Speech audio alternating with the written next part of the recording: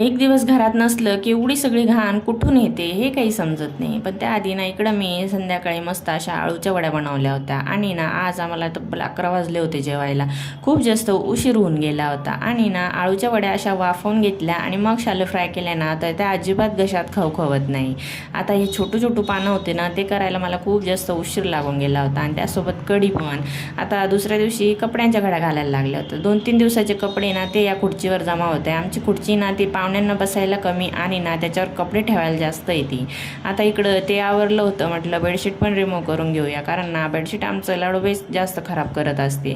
ती त्याच्यावर पाणी सांडते, त्याच्यावर खेळते, काय काय सांडते माहीत नाही, कलर पेंटिंग वगैरे सगळं. आणि घरात एक दिवस लक्ष दिलं नाही की एवढी सगळी घाण होऊन जात असते. आता तिकडं ते सगळं काम आवरून घेतलं आणि इकडं मस्त नाश्ता बनवला होता लाडूबाईसाठी. तिला मस्त असा उत्तप्पा बनवून दिला. रोज जरी दिला तरी ती खाणार, इतका तिला उत्तप्पा आवडतो. आणि इकडं किचनची साफसफाई करून घेतली की मग मी जेवायला मोकळे होऊन जाते. भेटूया नेक्स्ट व्हिडिओमध्ये.